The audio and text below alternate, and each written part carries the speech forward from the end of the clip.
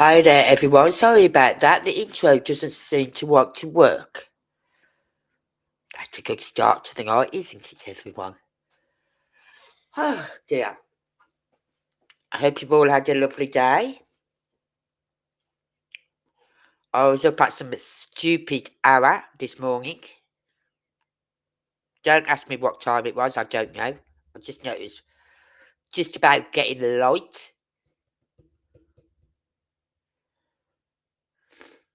Because my cats thought, oh, it's getting light. I need to go outside. No, but they weren't having it. So in the end, I got up. So I hope you can all hear me here. So, yeah, we've had a nice long day. I thought, it's alright, I'll have a sleep this afternoon. I knew I was going to my daughter's about 2 o'clock, but I thought I can have a little nap about 12, you know what I mean, till about 1. Then I can go up and get myself washed and dressed and everything, go down to my daughter's. That didn't happen. Because by the time I finished what I was doing on here, on my laptop, I looked at the clock, and it was 1:10. So I thought, right, quick, get the kettle on. While the kettle's on, I'll go and get a quick wash, get myself dressed, come through, have a sandwich, and then go down to my daughter's. So that's what I ended up doing. Because from around about 8 a.m. this morning, I was on here setting up my new page. I've got another page. Please, if you're watching on replay, please go over, sign up, subscribe to it.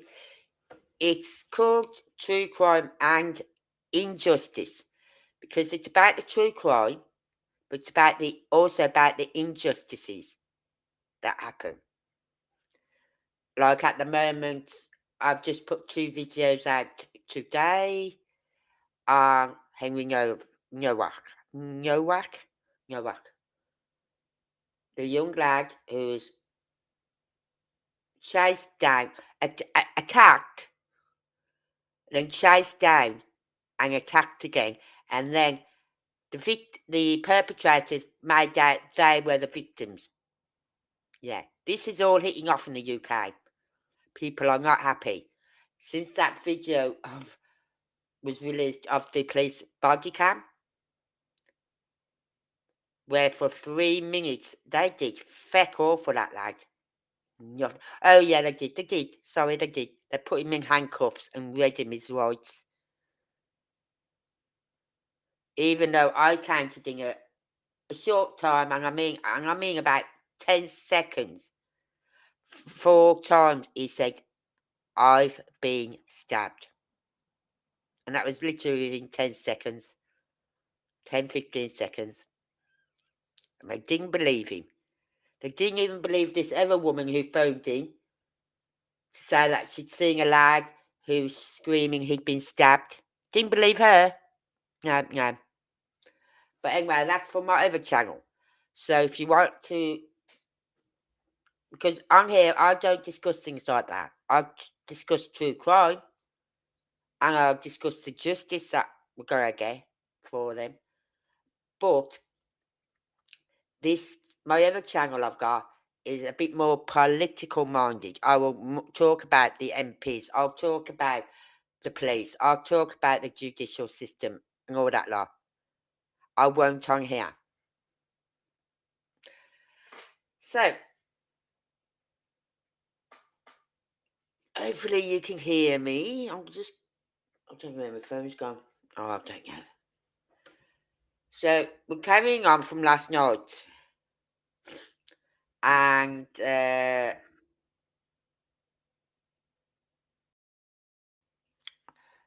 I've got a couple of videos I want to watch first.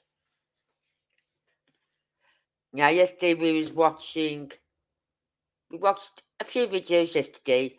One about him talking, right? And another one about the grandmother who spoke, the paternal grandmother on the father's side, not the stepfather's, the father's side. And I think there was one other. Yeah, and another one about 11 months ago about the RCM booking. So,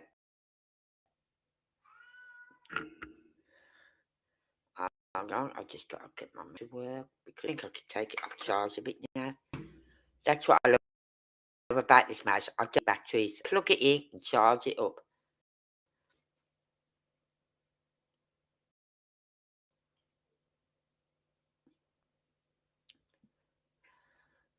Right, so we didn't get round to watching this one, like the Friends of the Missing Children, and another one about one of the searchers. And we didn't really watch the police confident, the RCMP Nova Scotia police confident in the investigation into this case. I don't know. I think they made some boo-boos at the very beginning. Right? But what I find odd is the stepfather will come out and talk. The bio grandmother, children's father's side, will come out and talk. But Malaya, the mother, won't. Right? So why is that? Why a mother who had 2 young children missing? She did one interview on this Saturday. I think it was on the Saturday. Was it on the Sunday? Yeah, they was reported missing on the Friday, weren't they? Was it Friday they was reported missing? Anyway, but it was the day after they was reported missing. She did an interview, but she made some boo-boos in that. Some of the wordings she used wasn't really like you think that she had some sort of a mental disability with the way she's speaking and the words she was using. But we know she didn't because people said, hold on. Okay, there you are.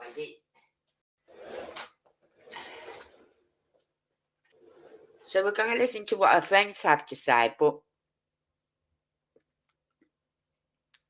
right, here it is, actual one. And then we're going to also listen to some of my favourite videos. I love to watch Kylie's, the Spirit Box sessions. She's got 2. She's done one for a child, which is nice because then we're not getting confused who's saying what and whatever. So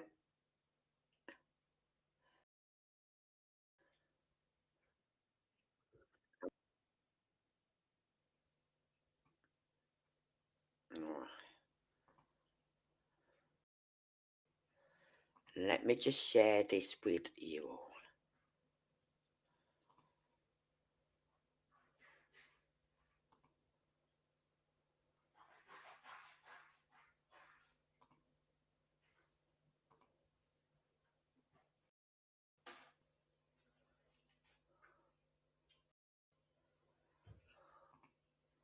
Hopefully it'll work okay tonight and I won't have so much,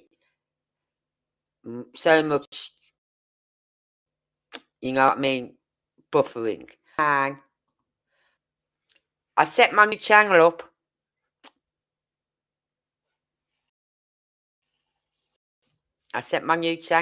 Link back up again. It's called True Crime and Injustice.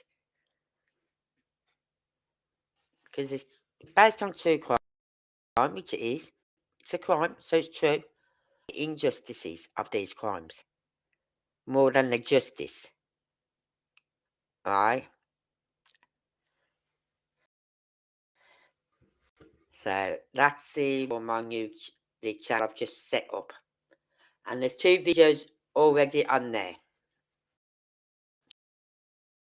Yeah, I've been working away like a busy bee today. And I wanted to get them done because I thought if I don't do them, I'm going to forget what I want to say.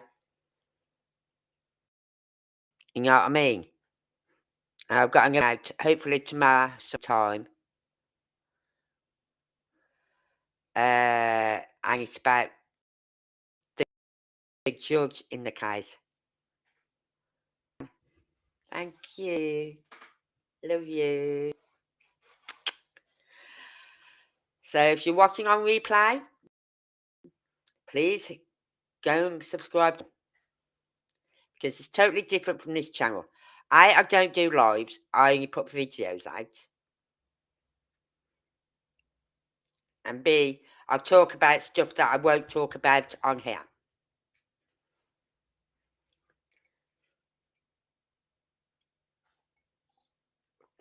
I'm not joking. I did, I don't know if you're seeing it. You know, probably wouldn't because mainstream media wouldn't be covering it unless you're seeing anything on YouTube about it.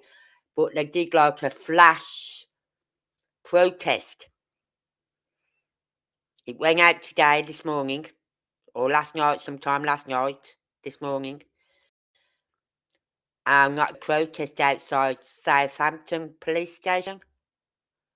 And oh my God, the amount of people that were there, I thought, wow.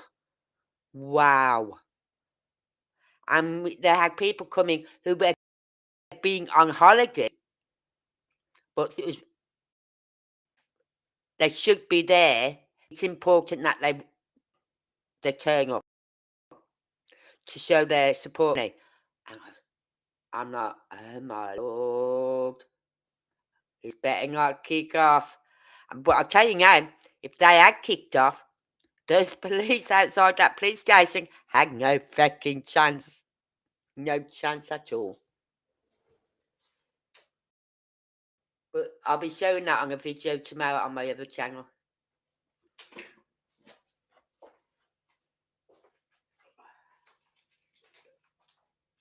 Hold on, I'm just sorting stuff out here.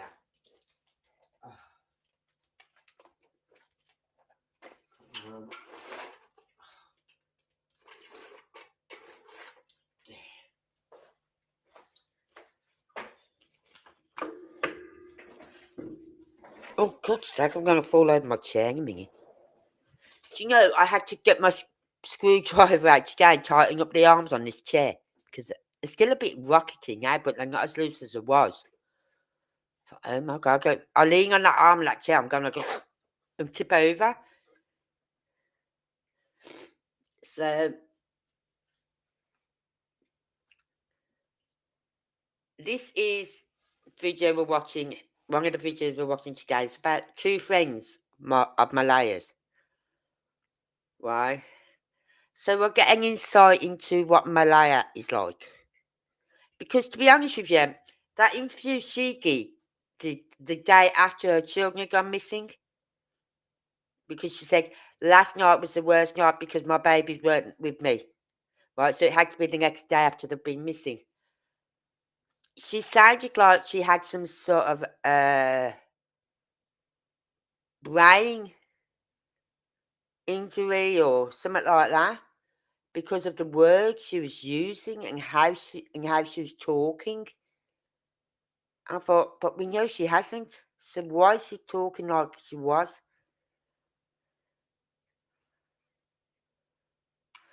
Oh, you haven't seen it all?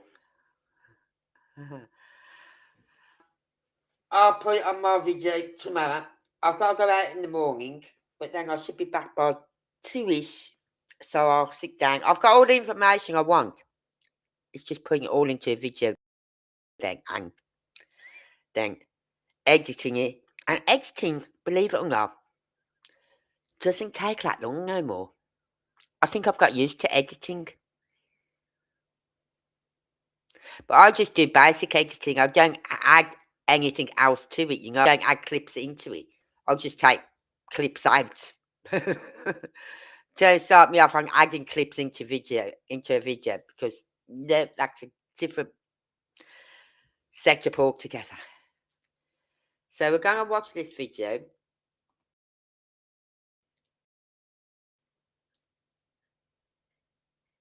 And I'm not going to go large, because every time I go large, I really have a lot of trouble. I don't know why. I just do. How is she doing? She's just trying to... So, Angeline, you've been friends with Malaya since childhood. Yep. And Cheryl, you's family as well. Can you walk me through May 2nd, when you learned they were missing? I learned on a Facebook post.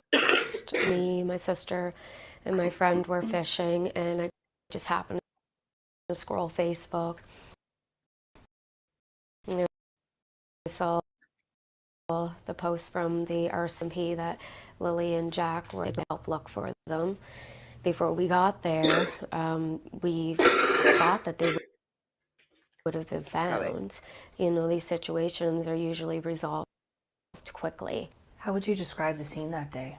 Chaotic. It was very chaotic. It was busy.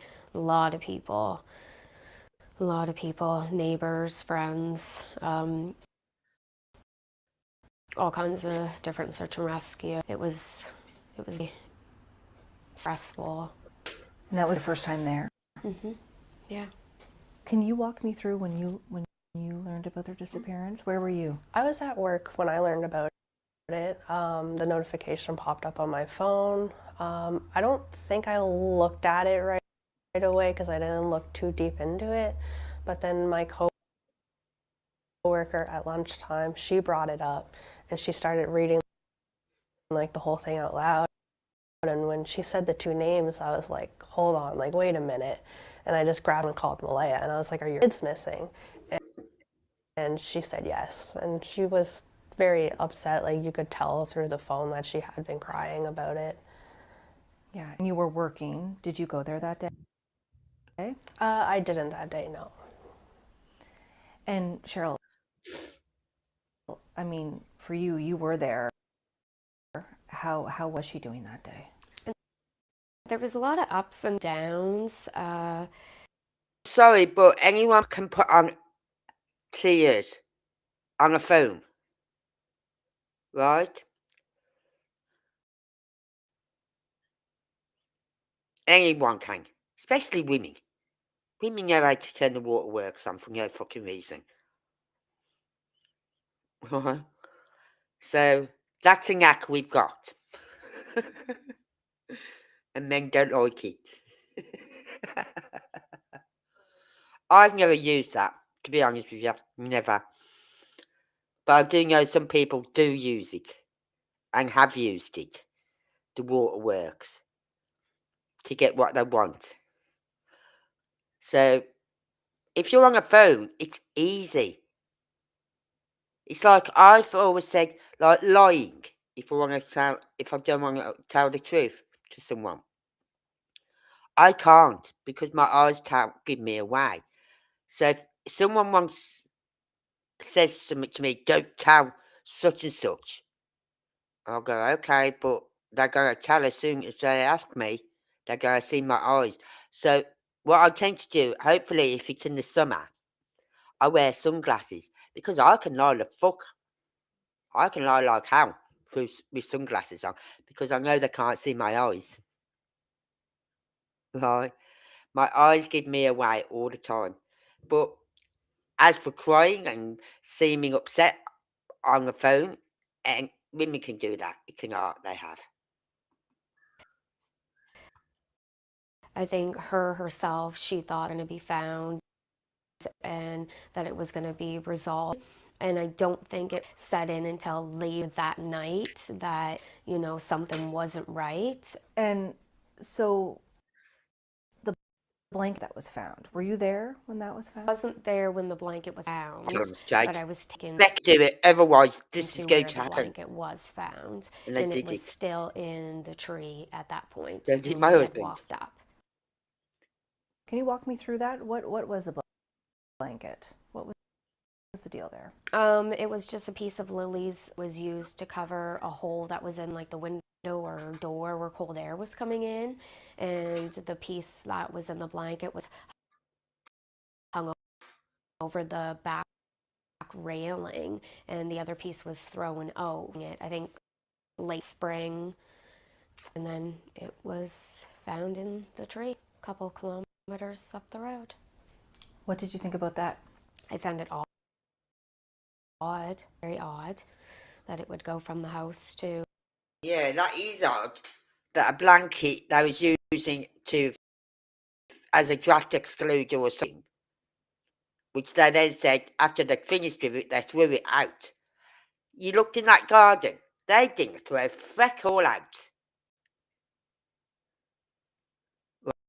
Right? But for a blanket to be away from the house, that is odd.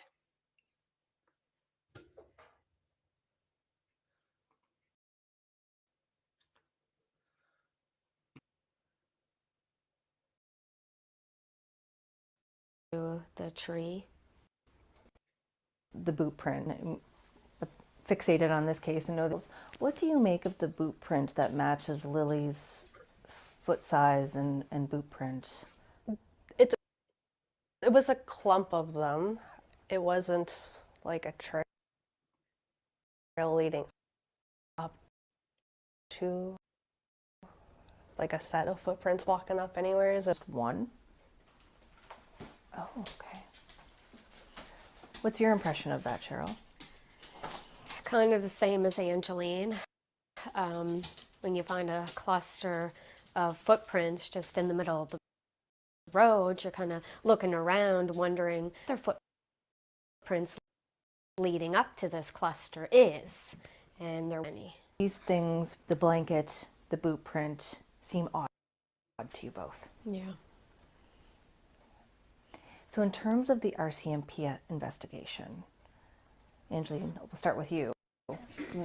What's your take on where that stands? It's been slow. I don't know why it's been slow. Like, I don't know if it's because of the lack of evidence they might have, or if it's just because it's like a really peculiar case. I'm sure that's part of it. I'm just like, if they were able to step back and look at it from like maybe more of an abduction, like something more criminal, if they would make any more headway than what they have by viewing it as a missing persons case. Do you believe it's criminal? I think it's a possibility, and I do think that they should look into it so that it can be ruled completely off. How would you describe the mood that day? It was different. It was kind of odd, I guess. For the situation, I didn't really know what to expect. It was different. How was it odd? A lot of controversy, a lot of family issues, a lot of family dynamics. Like I said, it was my first time over there, never met anybody over there, just didn't feel very welcoming. Do you want to speak to why you hadn't been over there? Kind of lost touch with Malaya after she had moved over there. And I feel bad about keeping in touch with her, but I didn't know how else to get a hold of her. What were you surprised about when you got there? The conditions that the kids were living in, things that we had learned through looking for the kids. A lot of the speculation has been, why did Malaya and her family leave and not come back? Mm-hmm. Anything you'd like to say about why that decision was made? She had left because we weren't leaving her there. What concerned you the most? Just the condition of the house. I mean, I know that not everybody fancy house, not everybody is rich, but there's things that you can do to improve your living conditions. Yeah. Yeah. She never grew up that way. Her mom, nice clean house, and her mother always had a nice clean house too, and that's how she was. That's what she was. Yeah, that's one of the things I'm very familiar with her too. Like, I'd be going over and she'd be like in the middle of like cleaning or doing some type of like chore for the day. And so how are you supporting her now through this? She has been here pretty much every day since the kids went missing. Yeah. We just try to. So she left because her friends were leaving and they was not going to leave her there. Right? Now, I don't think she had that little child took off her, but I think CPS were involved. Right? It's a bit weird when I say CPS because CPS is Child Protection Services, but it's also the in the UK, it's the Crime Prosecuting Service. You know what I mean? But I think CPS was involved, and that's why the stepfather was having to make appointments to see his daughter, so that the mother could bring the daughter up to wherever. Then he'd spend time with the little girl. Then the mother, at the end, the mother would take the child home to wherever she was staying, and then he'd go home.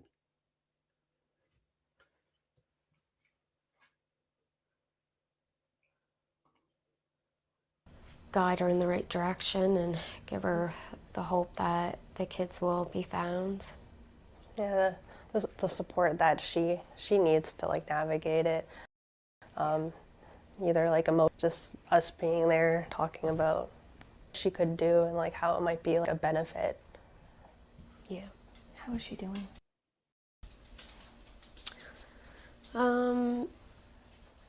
Not great. I've noticed a significant decrease in her weight since the kids have gone missing. She's just trying to take it day by day. Okay.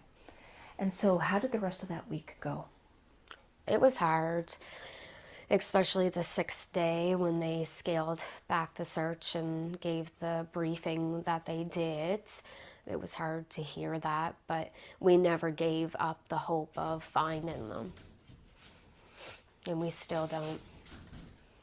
And I understand there was a request for an Amber Alert. Yes. Can you tell me about that? We had asked for an Amber Alert a few hours after the kids had went missing, and we were told that they were working on it. So they had to send it to their supervisor, whoever deals with the Amber Alerts, and it come back saying that it didn't meet the criteria because apparently you have to have like a suspect or reason to believe that they could have been abducted. So all we got was a vulnerable missing person alert, and it only went to Pictou County, Antigonish, and Truro, I believe. So it didn't even go like Nova Scotia wide, just those 3 areas. So that was pretty disappointing. So you were told there would be an Amber Alert coming? Yeah. They said they were like we'd ask them every hour, and a lady would tell us that they were working on it, and yeah. And then we never got one. We were disappointed. Yeah, with an Amber Alert, you have to this a certain you got to tick, right? Well, like when you look at Sebastian, he was put down as an endangered missing child on the Monday. But by the Tuesday, they'd upgraded it to an Amber Alert. And that's why I think it was on the Tuesday they'd seen that video of the lights, the car and the lights, and the car in the area at 3 o'clock in the morning. So they knew there was a car in the area, and it was in the round about the 3 o'clock period, between the period from when Sebastian, when she'd gone to bed at 12 and when she got up at 6. So it's in that 6-hour window. And so that's why it went to an Amber Alert, because of that car. Right, so it's just annoying. It's this. I think Amber Alert should go out to any child. Doesn't matter whether whether there's a car there or a person, or if you believe there's a person who could have kidnapped them. It shouldn't matter if there isn't any of them. If there's a child under the age of 16, say, then the Amber Alert should go out straight away. No ifs, no buts. But you see, it just shows the Amber Alert doesn't really work that well. Because Seth said he never received that Amber Alert when it went out. A lot of people were saying they never received the Amber Alert. So, I don't know what happens there, you know what I mean?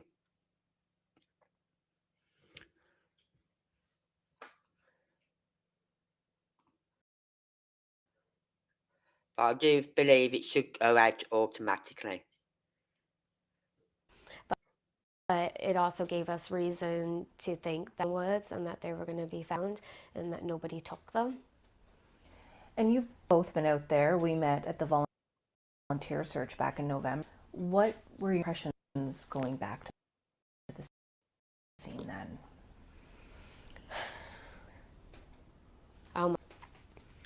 We were hoping that we would be able to find them, to have some type of closure to the case. But being out there gave us a little more insight of the area, where it wasn't as busy that day as it was on May 2nd. So we were able to really look around and get a feel for, what the woods was really like. And so leaving there, what did you feel? We felt a lot of disappointment, but also a lot of relief. We didn't find them, so it gave us hope that they're still okay. Did you leave there with the impression they weren't in the woods? Yes. Yeah.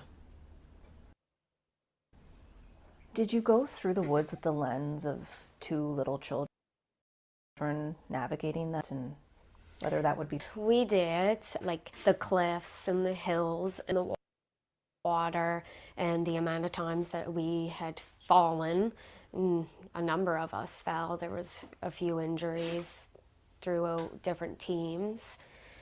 Yeah, it's hard to think that they could have navigated any further than a kilometer, really.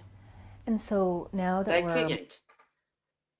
The furthest they would have got to is that little area just on their land, just off their driveway, that little wooded area there. That's the furthest they would have got.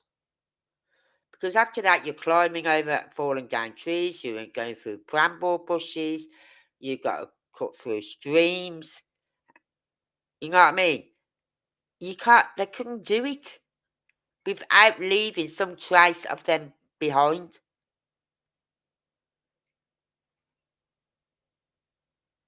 So, like, scratches on the hands.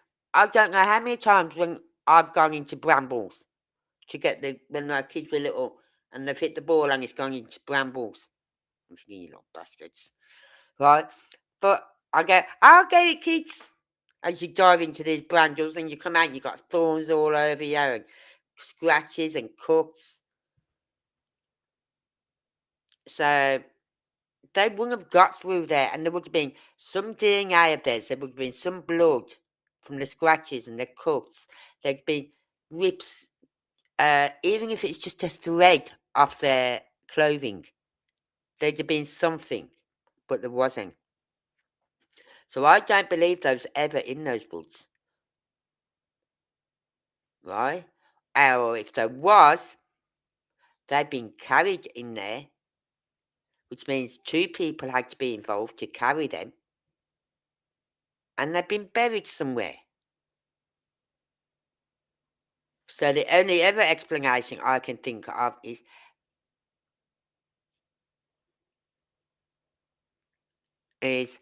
well, at first I did think perhaps little Lily, for it's school day, we've got to go to school. That's why she took her backpack, right? And she's got their wellies on, and she put his wellies on, and they've gone out and gone down. But they've missed the school bus, and they've been waiting at the bottom of the drive, not realising they've missed the school bus, right? And someone's come along and picked them up. That's a possibility. Or sometime after they went to the shops on the Thursday, something happened, and they got someone got rid of them that way from the Thursday, and then on the Friday, right, made up this concocted story up about seeing them, hearing them in their house playing, and then all of a sudden it's gone quiet, so they get up to have a look, and they're not there. You know what I mean? And that door, that sliding door, it's a rickety old door. You'd hear that door.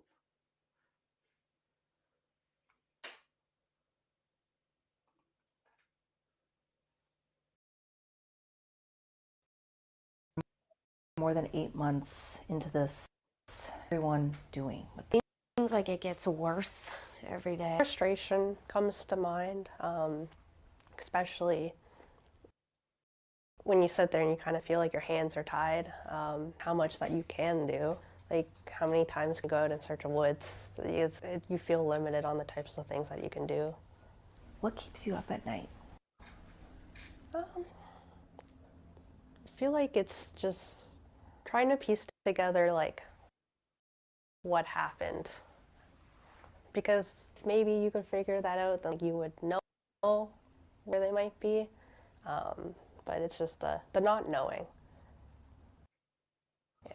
We don't really have any direction, so we're not sure which way to go. A lot of components to this case, and you worry about if you're missing something, or if you know something that's, little that could matter. What's not adding up for you? The whole case. Anything in particular? The different stories we've heard over, if you don't know what happened, then there shouldn't be any stories. It should be, I don't know. And yeah, that's very frustrating when you have so many different people telling so many different stories. It makes it hard to figure out what really happened. Let's dive into that. So stories are being shared, lots of speculation online, particularly YouTube shows. Yeah. Tell me about that. What's that been like? The internet can be a great thing, but it also can be a really terrible thing. We have met some really great people through this whole tragedy, and we've also met some really mean, nasty people. There's a lot of speculation, a lot of theories, a lot of blame. Yeah, it's been really hard. It's definitely just the word to use, rating. It can take away from the main point of the case. But at the same time, at the end of the day, I guess you don't know what little thing might come up on there that could actually benefit it. How has it affected your life? Probably in the fact that it's can be time consuming. I've had people post my address online. I've had people sit across the road, take pictures of my house. Just a lot of nasty things. In the beginning, a lot of people blamed us for having kids. A lot of people don't know the dynamics around the situation and know that we didn't speak to Malaya for almost 2 years prior to the kids going missing. We didn't know where she lived. For you, Angeline, seeing your best friend going through this, what's that like for you? It's definitely highlighted seeing how her world upside down. It also is where I look at the social media a lot. It's seeing the lack of like empathy, or like the lack of people wanting to be open-minded and understanding, and like constantly blame her. I find that's what really bothers me the most. But at the end, I don't know her. I know her. I'm a stranger to them. Like, how are they going to trust my word? And you have people who turn around and say, well, you think you might know someone. So it feels like a never-ending battle, and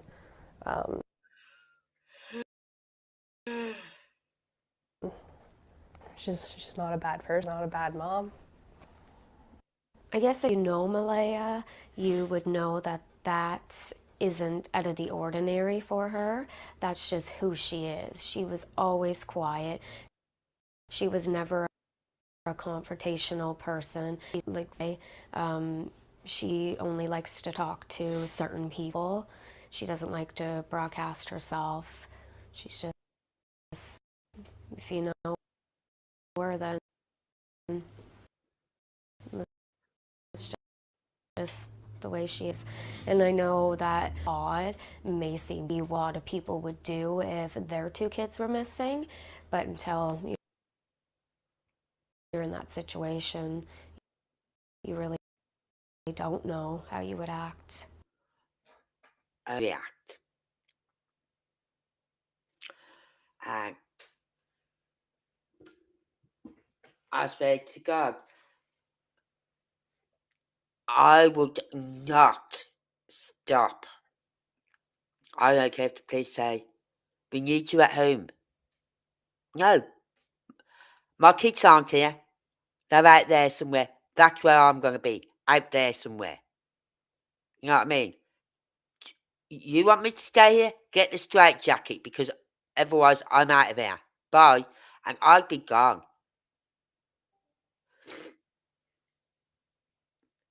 Especially when, like, you've got two people. You've got a mother and a husband, or a mother and a partner, or a father and a partner. Right? Don't need both of you to stay at home. I know why they don't want you going out searching, because in case you come across the body, and the first reaction you want to do is go up and grab that child, and you know what I mean? And you can't. And so I can understand that.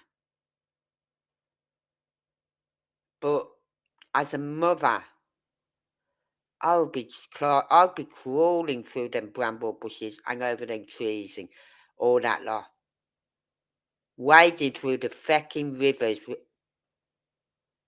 I really would. So I just can't understand it when mothers don't do that. I don't. But I don't know if you noticed that one video I played yesterday, and it was about one of the search parties going out.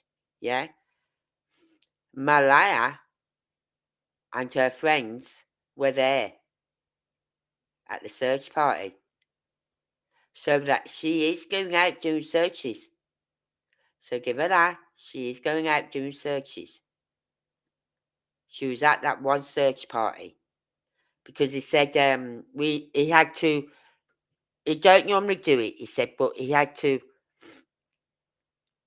like weed the volunteers out. He said because you got people who are just coming just for the story, not to search. They just want that. Oh, I've been by, done this, and this is what we found, and all this lot. It's just for clicks and views, yeah. And so he said there's a few people he said no to on the search because he said you had to consider that Malaya was there in the search party, and we have to consider her, you know. And I thought, well, yeah, I can understand that.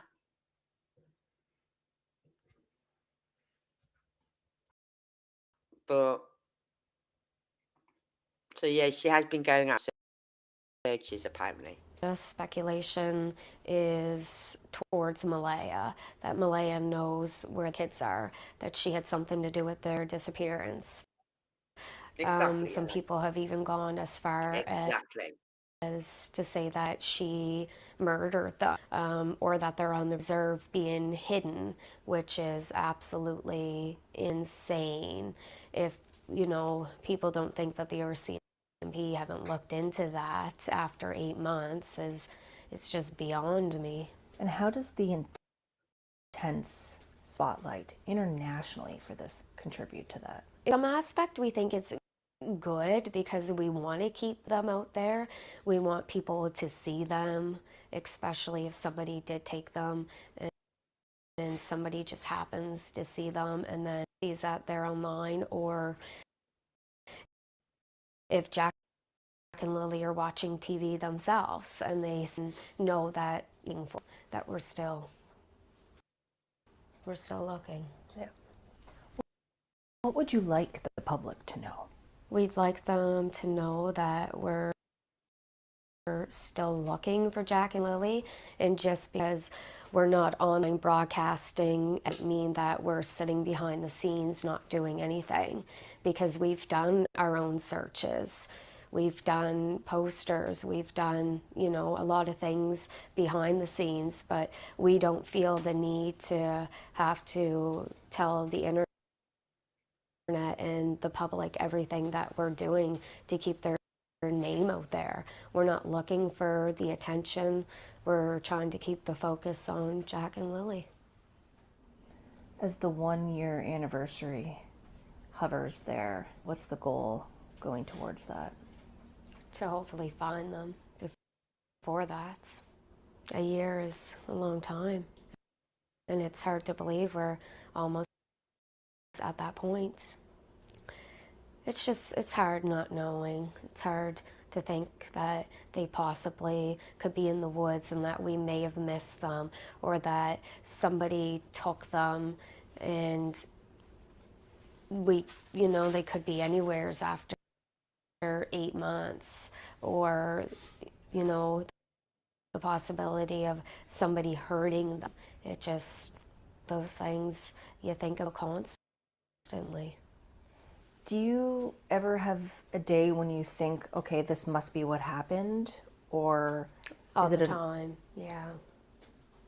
And then does that change? It does, yeah. You always see something new, and you're like, oh, well, maybe this happened, and then you go back to square one, and yeah, we're almost at a dead end, basically. But when it comes down to it, it's just not adding up. No. It didn't from day one. Cheryl, what's making you tear up right now?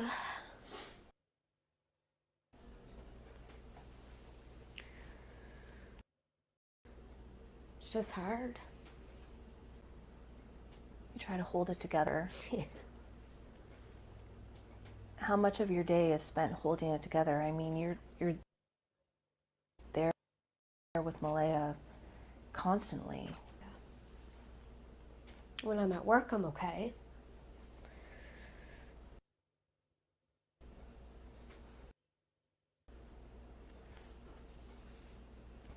You keep working to keep some level of normalcy. Yeah. You have to. What has this done to the family? I feel like it's the only thing that I think about Yeah. is when they'll have some kind of good news from the RCMP. In an aspect, it's kind of brought everybody closer, and we all have one main focus, and it's to find Lily and Jack and hopefully find answers that happen to them.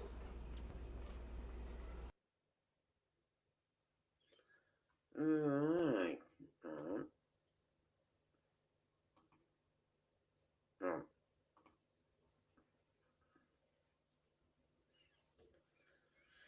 So that was the first one. So yeah, on that one video I showed you yesterday, she was in the search party for that. So at least she's out looking. You know what I mean? And now we know why she left that home. I think it was a bit of everything. I think it is a bit of her friends. You're not staying here, right?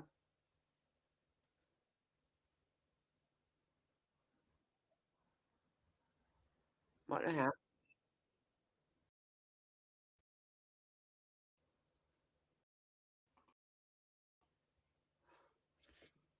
Stop!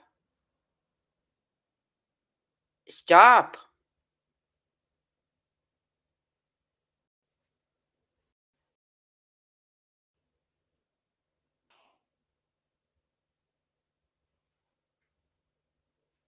Right. Sorry about that. I thought, where that voice coming from then? I'm thinking, it's freaking me out then, yeah, it was. So, I think it was a bit of both.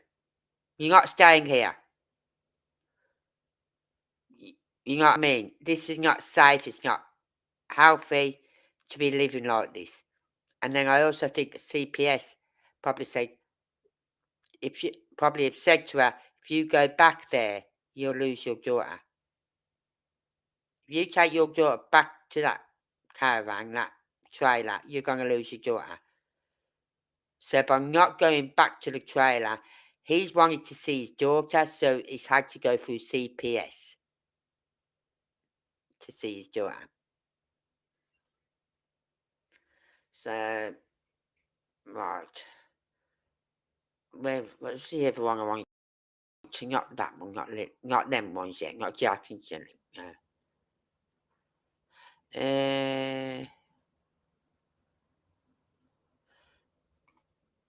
We've seen that one. Oh yeah, this one.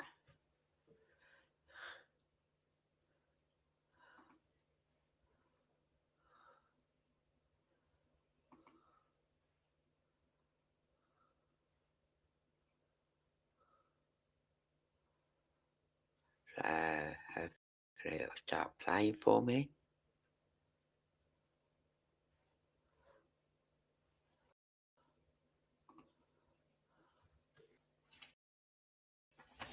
So there's one question. And the fact that it's found Why in she the left water, the family home. downriver, yeah, it's just strange. It's strange. So we're organizing a search for That's Jack and Lily playable, Sullivan. yeah. We are relying on community members I think this might be the one where she's at. I'm not sure.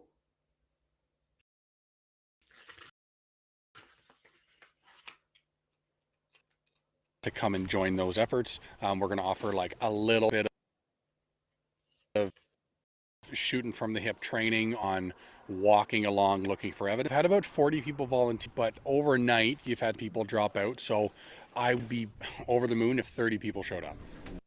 Your safety does come first. We are looking for the kids, but your safety comes first. I would say mostly family and friends, and then there's just like concerned members of the community that wanted to help search, and this is their opportunity to get that. We were not getting involved. We were trying to stay far away from this because we felt that the RCMP were heavily involved, search and rescue involved. They were doing a bang-up job from what we could see from the outside looking in, and you know, as soon as you start having conversations with the family, when any family member fills out an intake with please bring me home, we always get involved and know.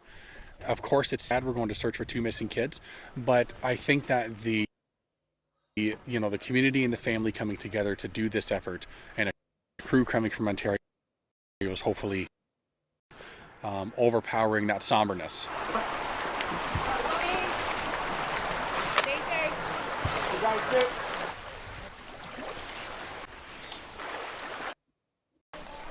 How could children walk through something like that? Has been going so far? There's no way they It's could been a walk through wee the bit ground. Look, Just trying to manage they're going to leave outside jail. to make Some sure that the trace searchers them are there. safe, and there's 6 groups, so it's a lot of moving around and making sure that they're okay. Like I've had to get 2 people out who needed to go out because it was too much for them. So that's been a little bit difficult to manage. And then the walkie-talkie's not working properly. It's been really difficult, but I know where everybody is now, and we've only got a couple hours left of sunlight, so we're ahead of the game. There has been some items located that would initially be like items of interest, so it looked to be like a boy's t-shirt we had located. We sent that to the RCMP. They're going to connect with family to see if it appears familiar. At this time, it doesn't appear to be a familiar shirt. Found like a box with some people's names in it that are interesting that we're going to turn over to the RCMP. Yeah, one of them is They're actually on father. duty today, so And just in the I'm event that we Malaya's can find name. something.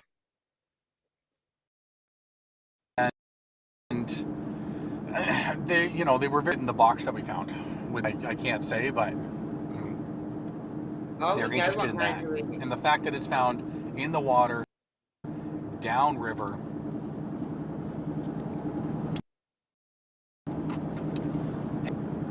yeah, it's just strange.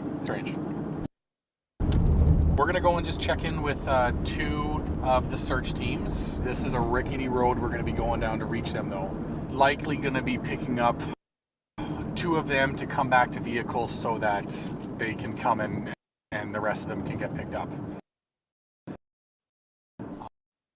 I'm good. Anyone want out of this? I'm gonna go to the pipeline, or sorry, yeah, it is the pipeline trail, and then walk on the opposite side of the woods. It's a pretty thick trail, and then I guess just follow along the water. Do you guys think, see what time you're at when you get to the water though? Because you'll see you're still. Yeah, I got you. You're got a ways up here to go and down there. So, and I want to start really getting people out by 4. Yeah, what time is it now? 2. Yeah, 2 hours.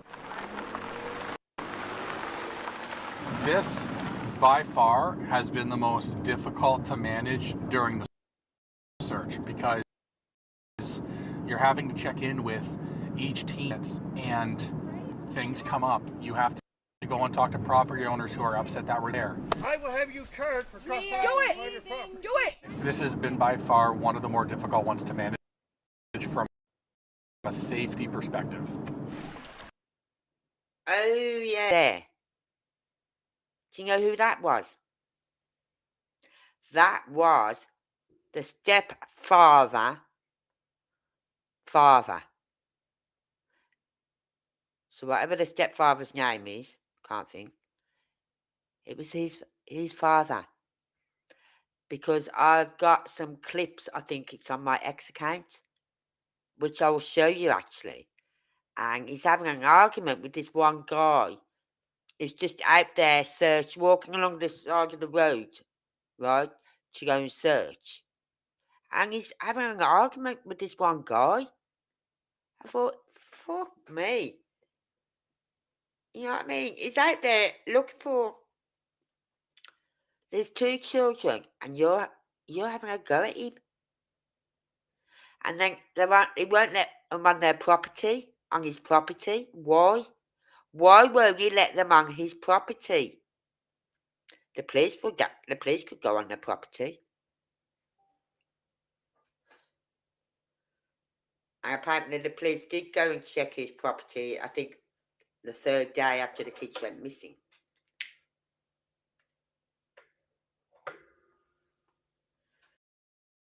So Now that I've been here, I'm in my own mind trying to comprehend how it could be possible that these kids wandered off and they haven't no been way found. they Especially wandered after off. being in there and seeing all the flagging tape and hearing from all the we spoke with what the searching has been done. I'm having a really hard time fathoming that probability now that I've seen it for myself. And what makes you say that? Yeah, I agree there. Many things, but I think most importantly it is Totally agree with you there. the effort that search and rescue has put forward to try and find these and how quick they were able to start that process. I just find it more unlikely by the minute today that it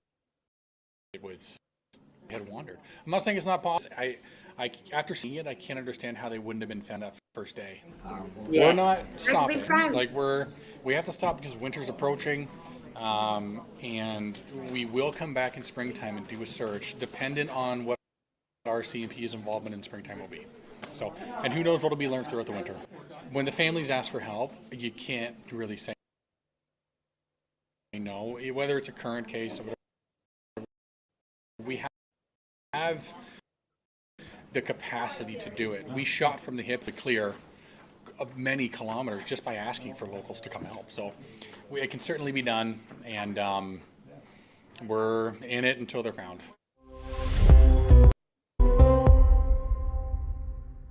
All right. Let's just take this off. Yeah.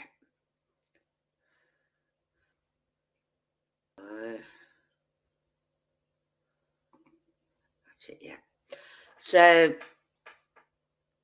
well, I'll find my ex. I'm sure it's on my ex account because I've seen it. Oh my God.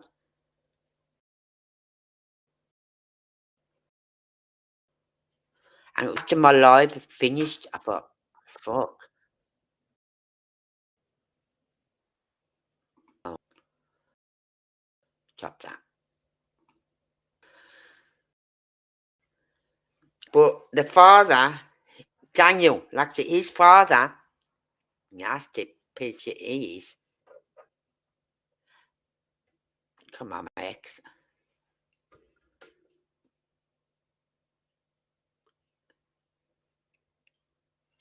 Oh, God. For some reason it's taking forever to load up.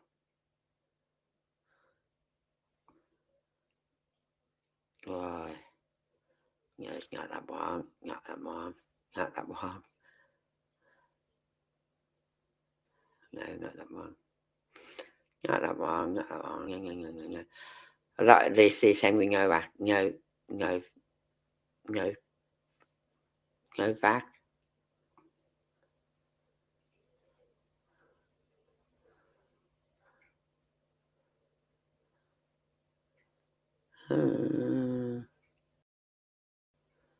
Where are they?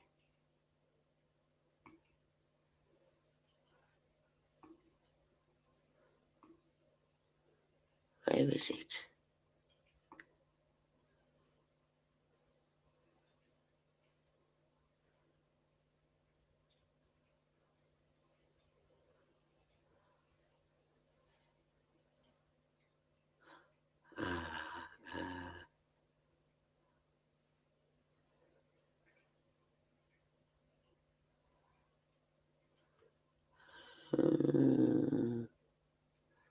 I can't find it. .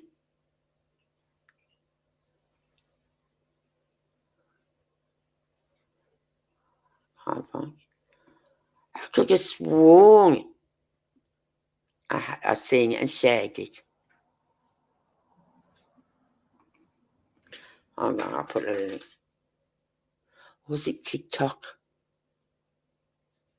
I'll put a link, Jack in.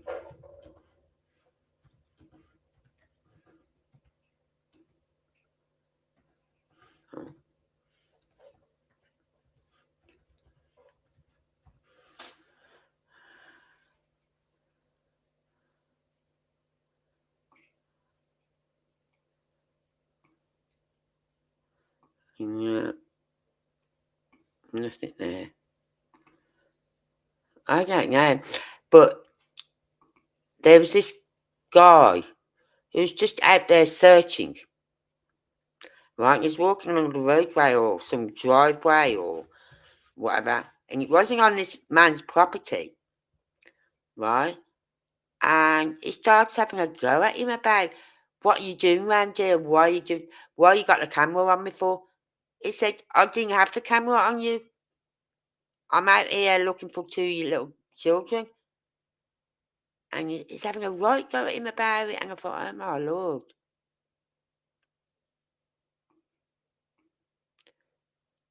If I find it, I will share it on my community page. So, if you've made it this far, please hit that like button. It don't cost you anything. And if you want to see more of this, then please hit the subscribe.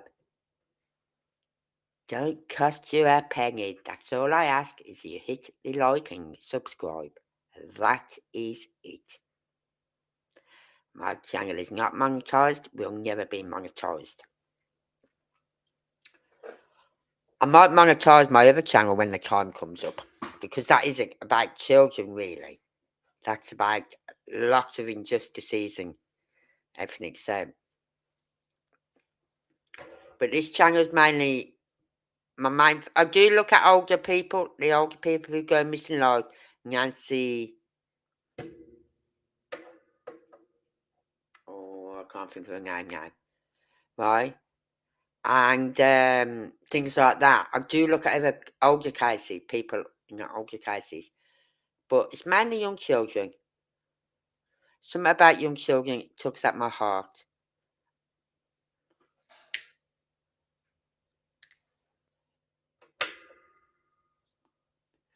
So, I can't find that. So I might as well shut my X account down for now. Let's see what else. Right.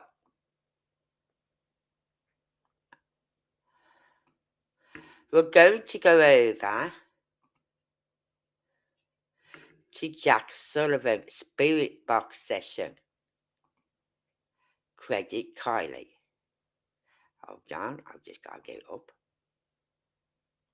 When it lets me.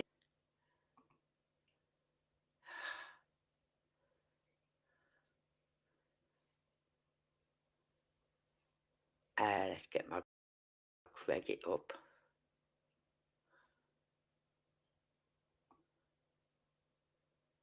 Where's my credit?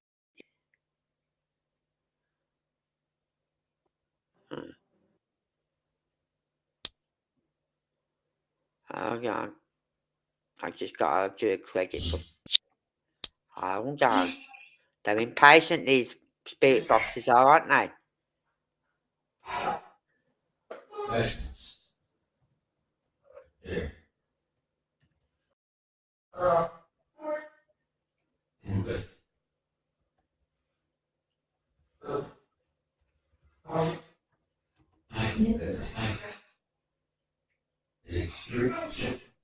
I think I noticed it today.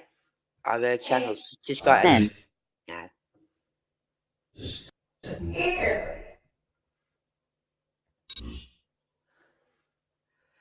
She's just got it as Kylie.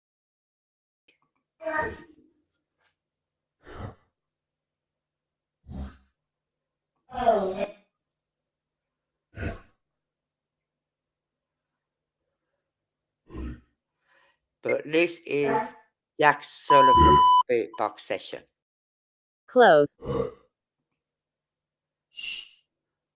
Taxi, Sentence. taxi, crossway. Thank you.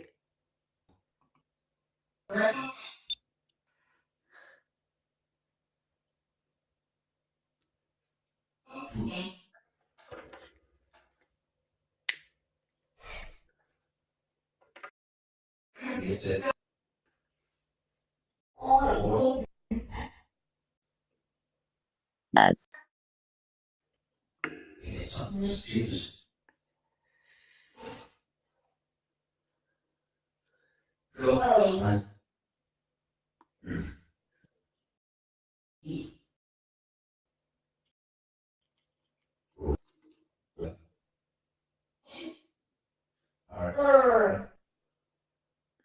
Steal.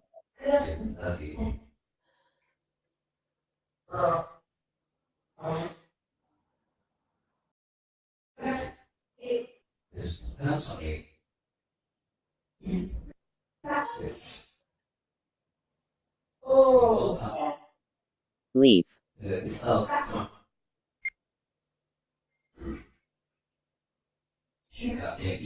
Leave.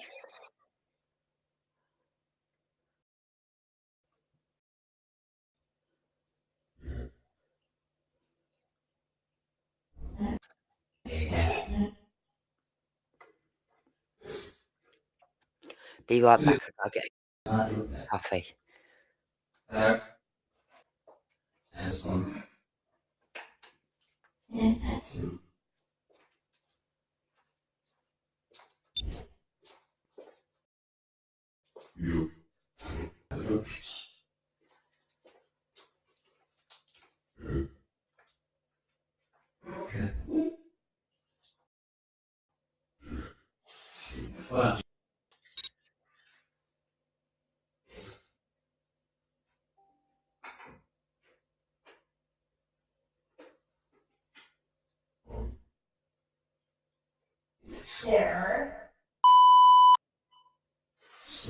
Kill.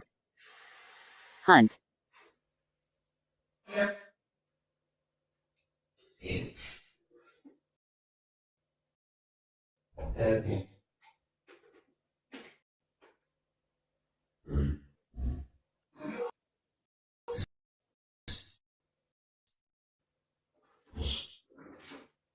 Mount.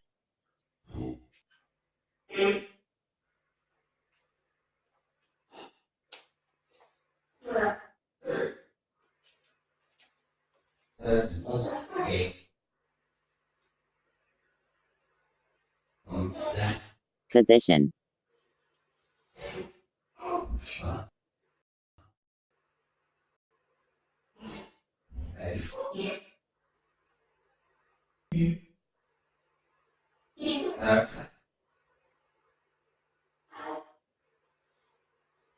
Finger.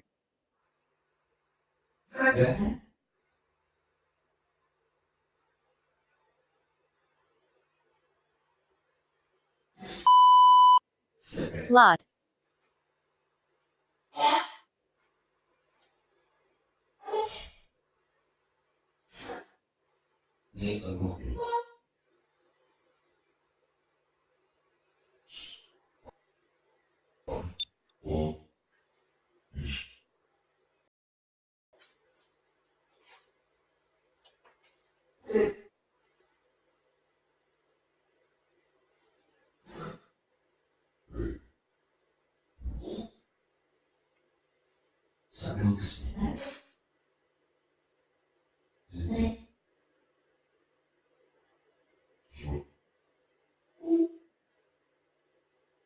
You.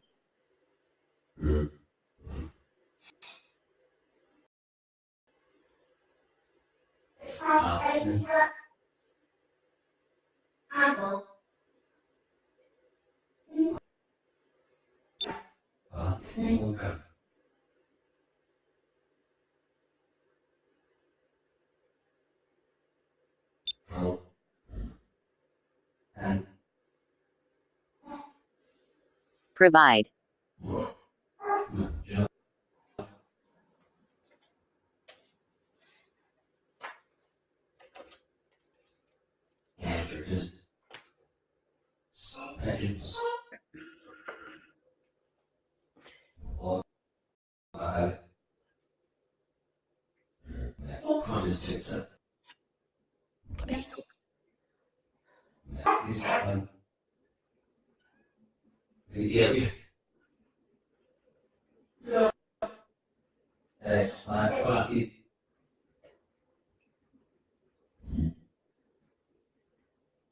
truck,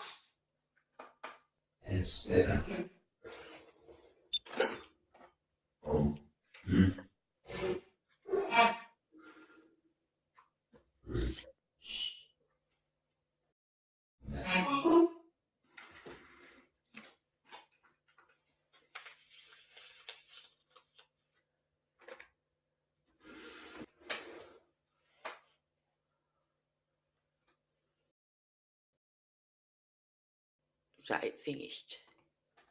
Yeah. We're going on to Lily's now.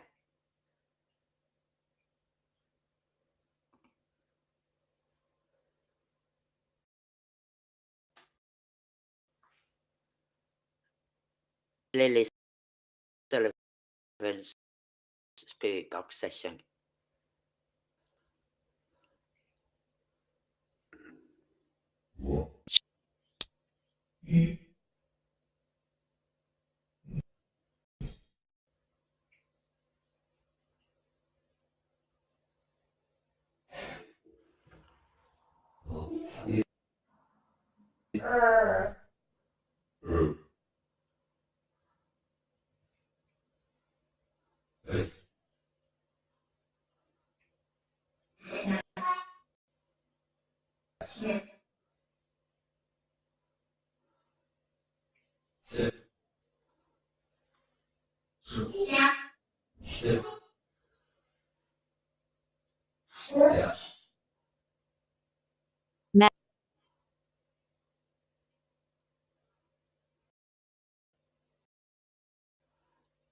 magnet,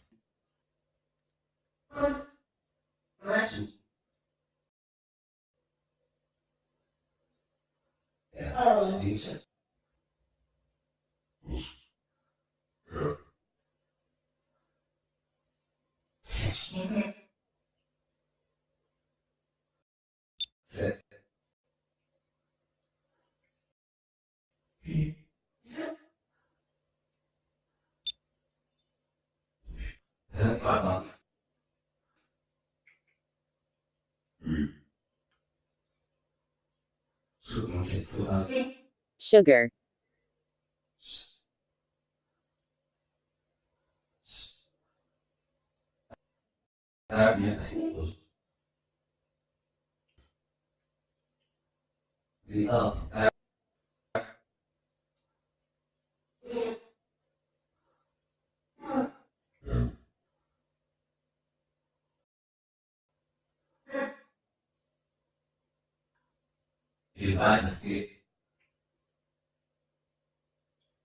Oh, so you see that? Yeah.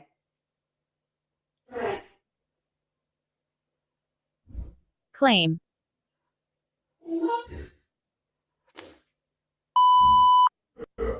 feel, It's an has to be to work like father. Daniel, your father.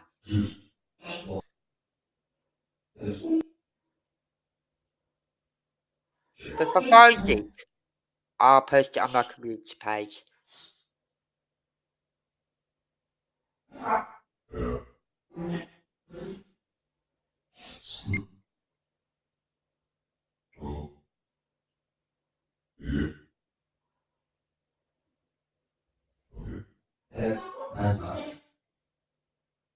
throw,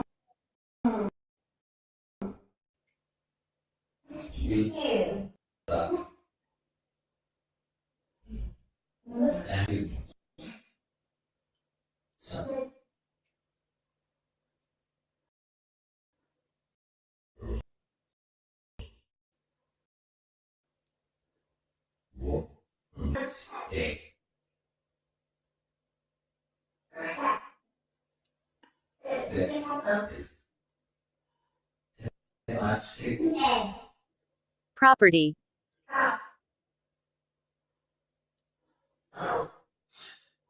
Property.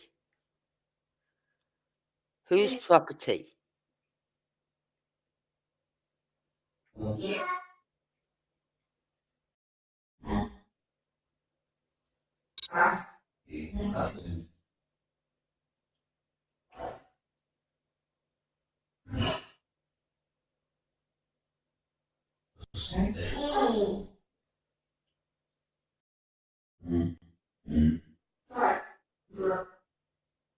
Solution.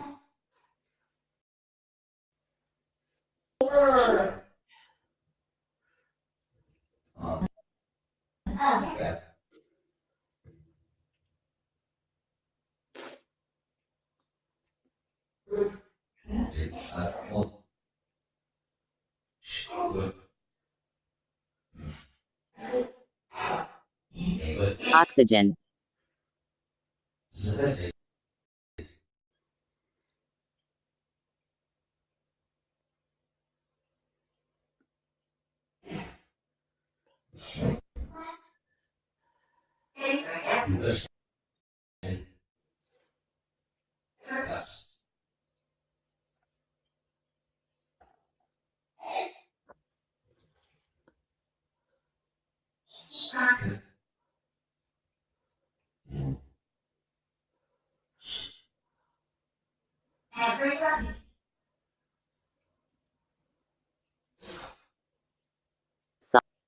Salt.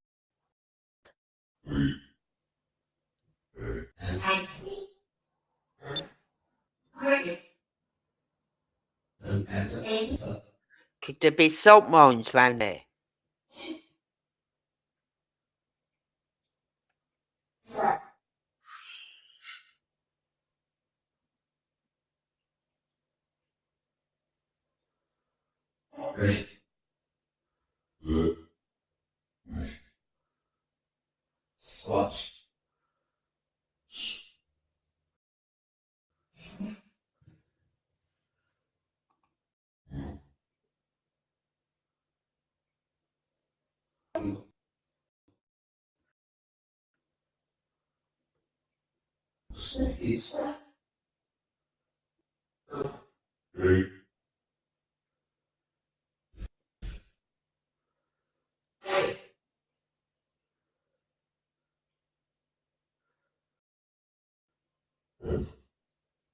Condition.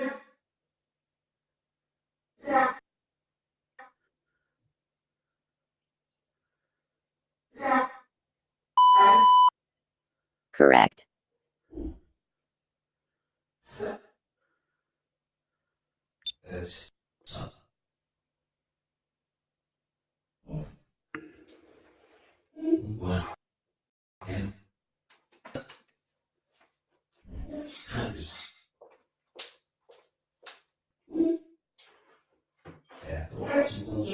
Nor.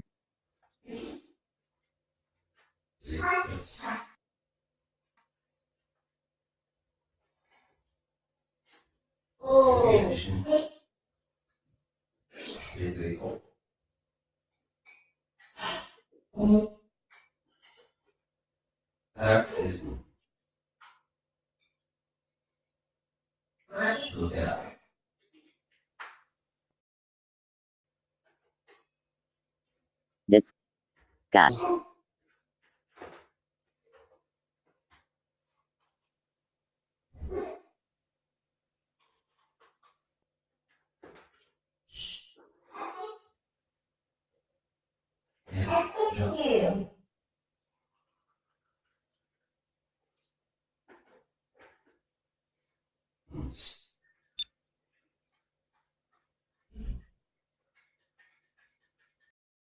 Slave.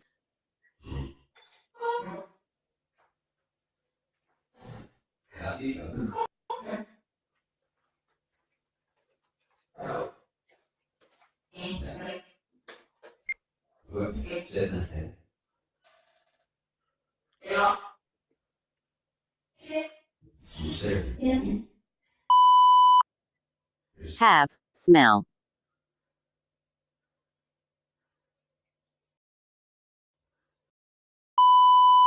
Smell.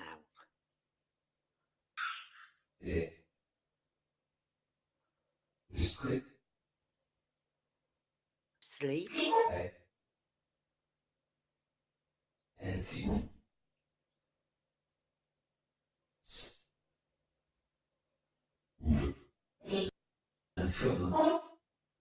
Thank.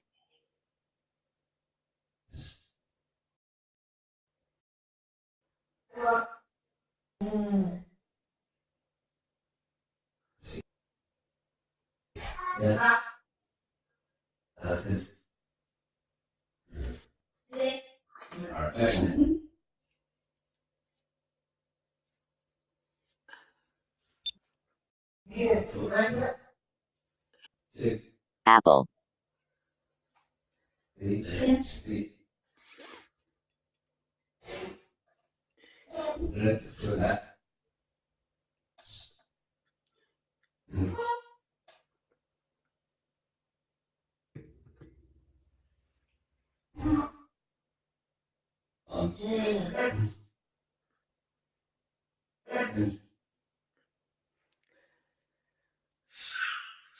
Spend.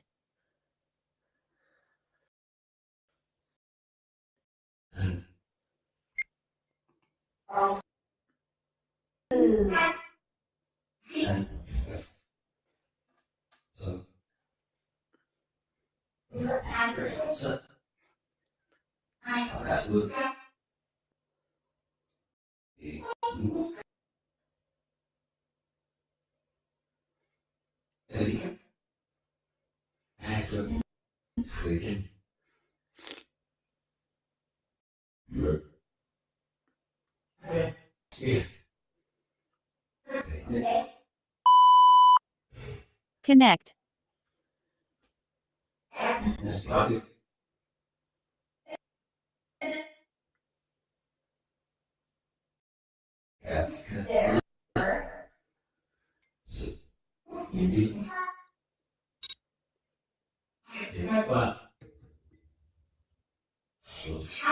Print.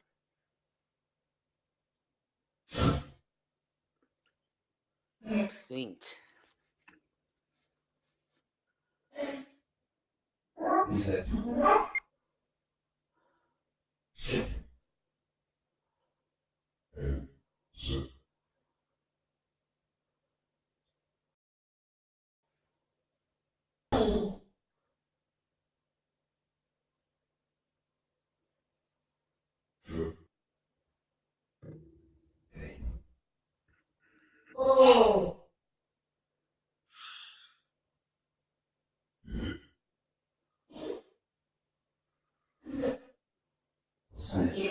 String.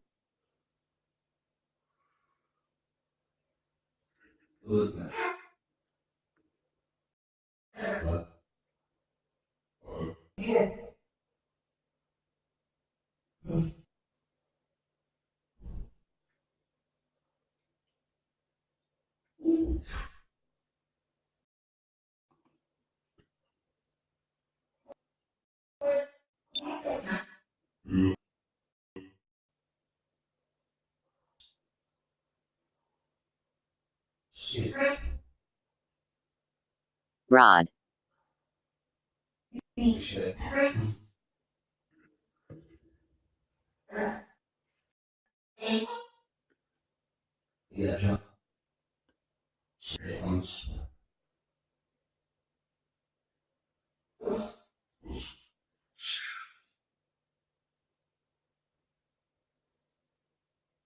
Far.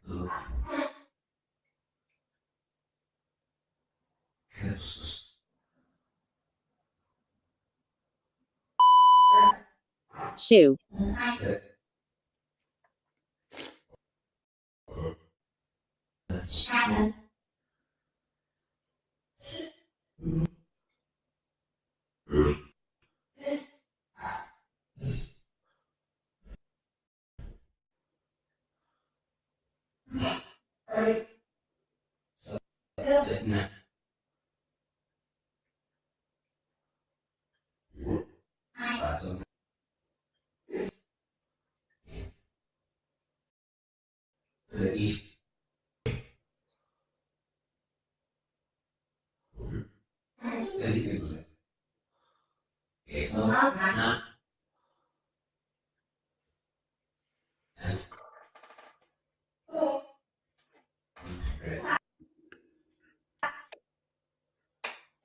Magnet.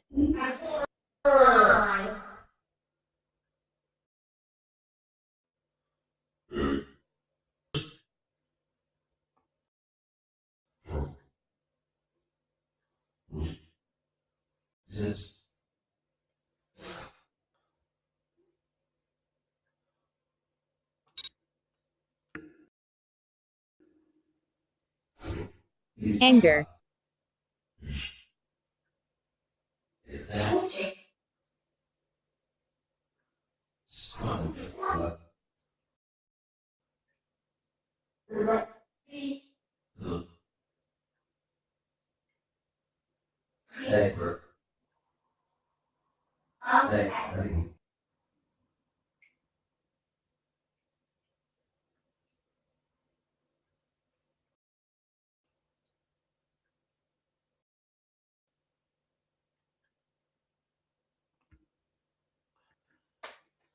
Right, let's turn that off.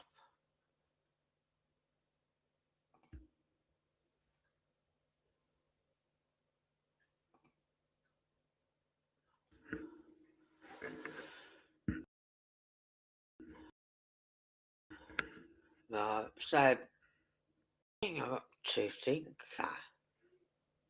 you know what I mean?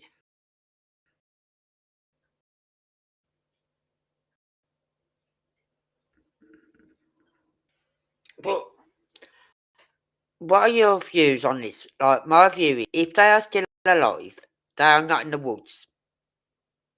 If they're still alive, they are not in the woods. But if they are still alive, then who took them? Now, yesterday in that interview that Daniel was given, he was asking, could Malaya have got up while he was sleeping without him knowing? And he was really sticking up for her, saying no, because the baby was on her arm and all this lot. Right? So now let's twist it, turn it the other way. Could he have got up off the bed? Right? While she was sleeping. Could he have made arrangements for someone to come and pick these kids up? Because remember, the bio father was not paying any child support because he wasn't working. And that's probably why he went back to live with his mother. Right? So could he have slipped out of that bedroom?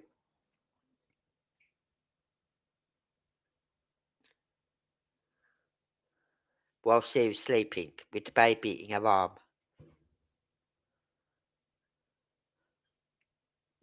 Is that a possibility? Could he have arranged with someone to come and pick the kids up? Could he have walked the kids down to the end of the driveway where there's a car parked up there somewhere? And told them, look, we're going to surprise your mum. They're going, you know what I mean? You're going to go somewhere, get your mum something nice, and then you're going to come back with it. Anything. They could have told these kids anything.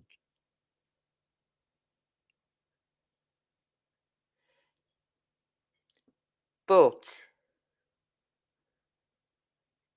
then you could twist it again. It's like I said, like how Malaya was out in the search parties. Could it be she went out on these search parties with her friends because they was twisting her arm? Come on, you've got to do this. Yeah? And could she have done it in another way so that she could find out where they had searched and where they were searching? So if they was getting close to anywhere where the children was, she'd know. Is that why she's not eating and sleeping or whatever? because she's worried that with these searches going on, still, someone is going to find them.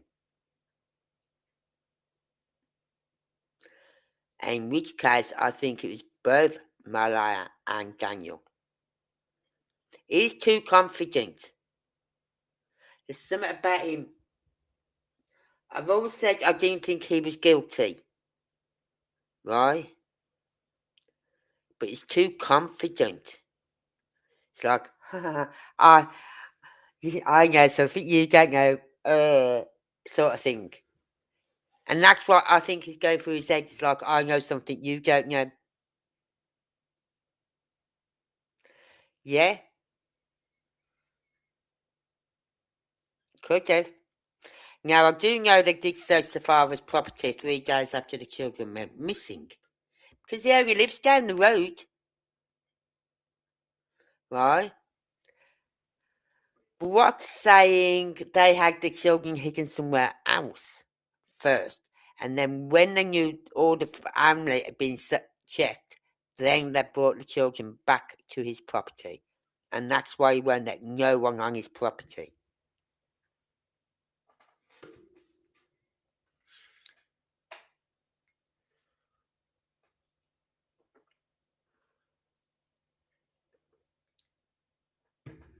And everyone said Malaya was such a good mom. She didn't shout at the kids.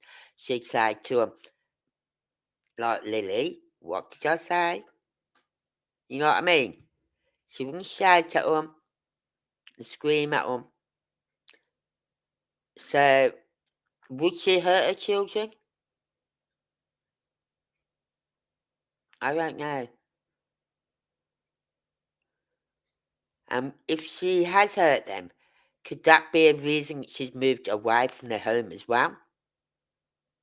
But I think the reason she moved was because of her friend saying, we're not leaving you here. This is healthy.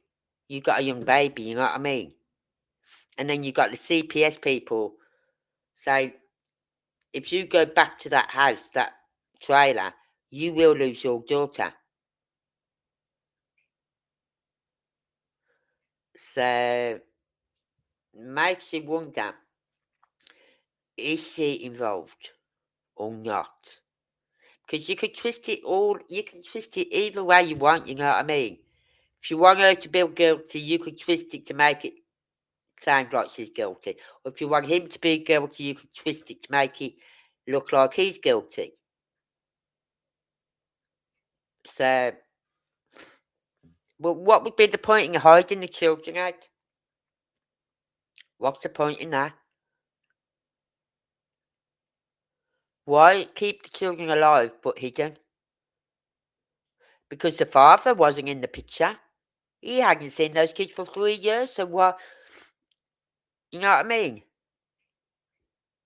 He'd signed his custody over to of them. Signed his custody of the children over. So he had no legal hold of those children anymore, so he couldn't do nothing.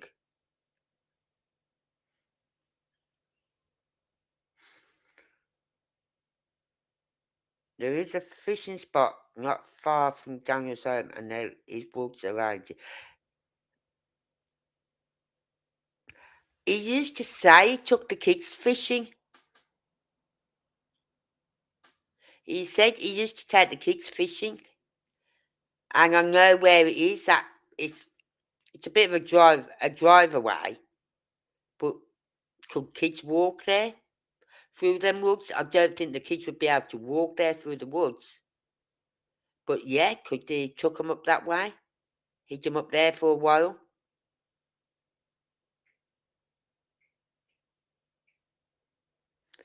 So it makes you wonder. But why would he hide them out? As I said, the bio father, had no legal hold over them no more. He wasn't paying child support no more because he wasn't working. But if he signed his rights over to those children, why was he paying child support then? up until at least 9 months before they went missing. Because it was 9 months before they went missing that he moved in with his mum.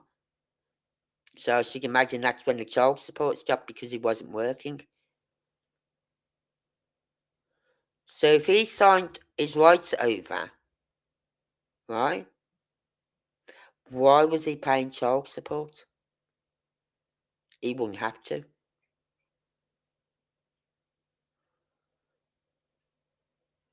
So, but you see, let's say we have a go about YouTubers are pointing the finger at Malaya. Well, it's because we don't know her. No, we don't know her. She's done one interview, and that interview was as weird as fuck. You know what I mean? She's done one interview.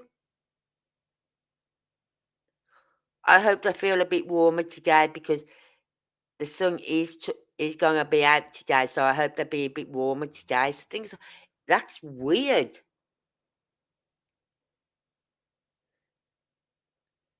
So was it being hidden? But why? It doesn't make sense. The children had boys. Oh, dear, was the one doing that? Oh, bruises. Yeah.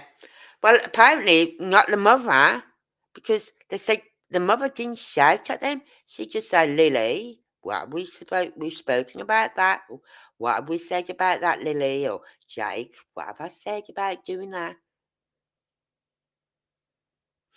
Everyone says she's a really good mother.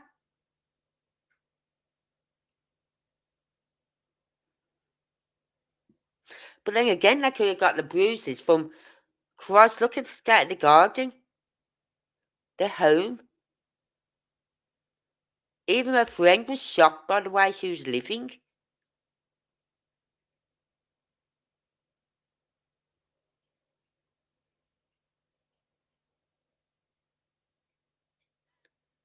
So, and it's like she's let herself go. You look at the pictures when she first met Daniel. She's so slim, makeup on, hair done nice, lovely outfits, you know what I mean? And now you're seeing her go, girl, have you let yourself go? A bit like Katie. She let herself go.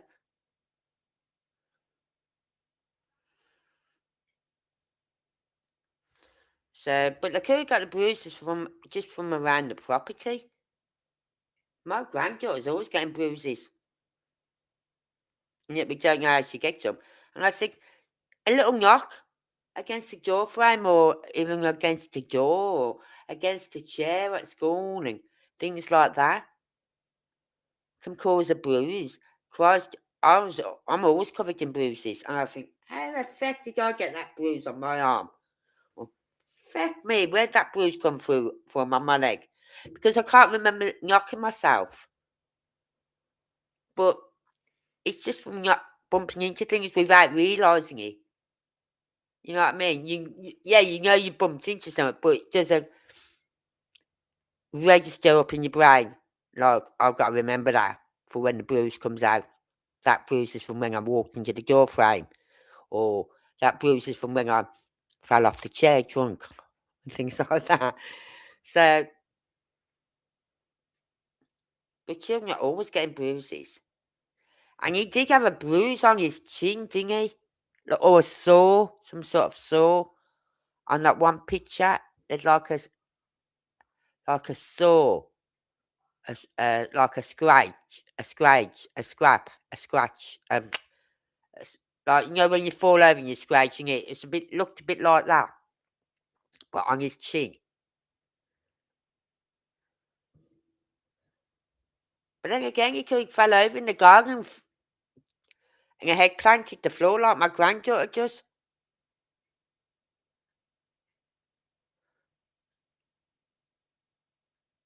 So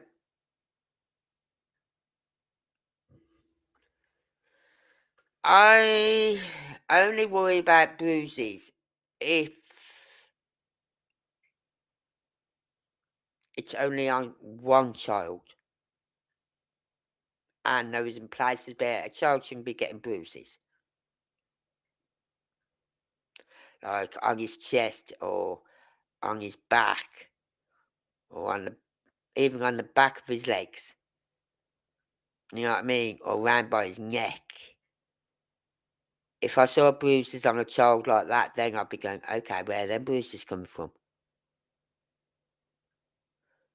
When she met him, she felt, let herself go. And yes, she did.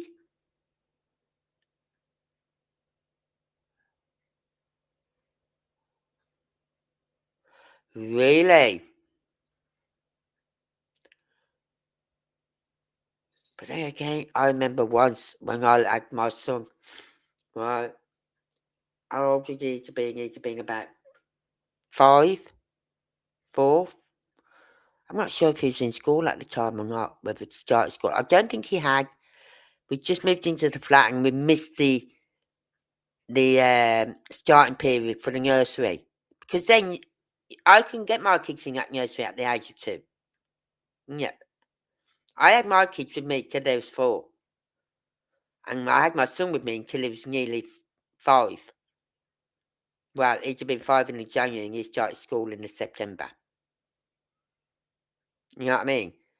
So, and Vince had been doing some work around the flat.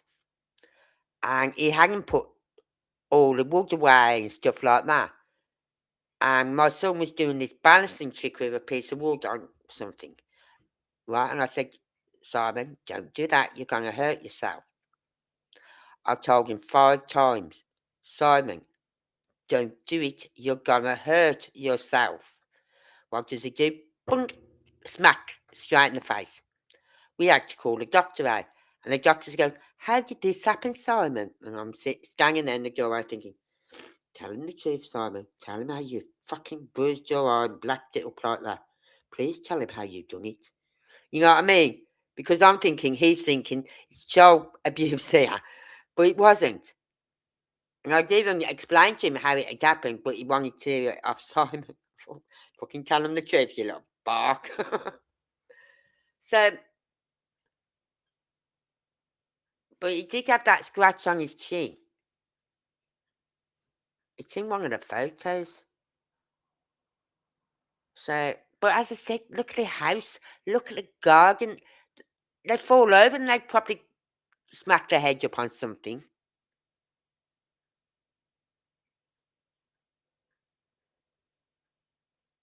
And it's like she said, I never allowed them outside on their own. So why wasn't the patio doors locked then? Why wasn't you up when your little ones got up? Why didn't you get up when you heard Jack and Lily get up? Why didn't you get up? Right? If Meadow was sleeping, fine, leave her there with the dad. Right? And then if Meadow woke up, you could come in to see to Meadow and then get your partner to go and keep an eye on the kids. But she didn't. And I think a lot of it was probably a bit prenatal. You know what I mean? Like she hadn't got the energy to keep being woken up during the night with the newborn and everything else. So I can sympathise with her there, but when you've got 2 little children, or even one other little child, you got to be up for that child. You got to.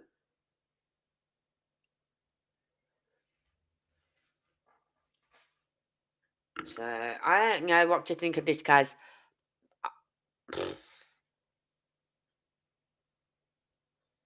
I think they could be buried on the father's property.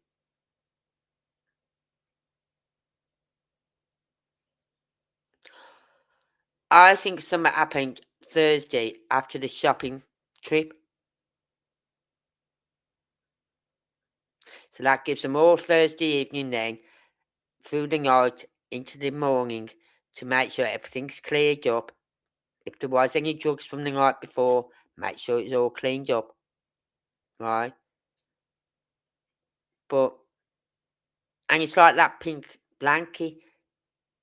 they said they was using it as a draft exclude, right, on the door.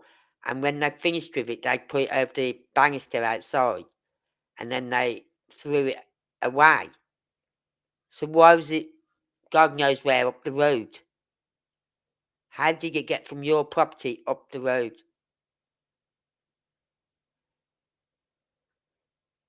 Yeah, honest to God. For you, better tell that doctor the fucking truth, you little bastard. Because I warned him, not 3 times, but 5 times. I even said to Vince, move that out the way, please. Yeah, move that out the way, please. Simon's going to smack himself with it. You know what I mean? Neither of them were listening to me. Not the dad and not my son. So, they served themselves right. Went to school with a black eye the next day.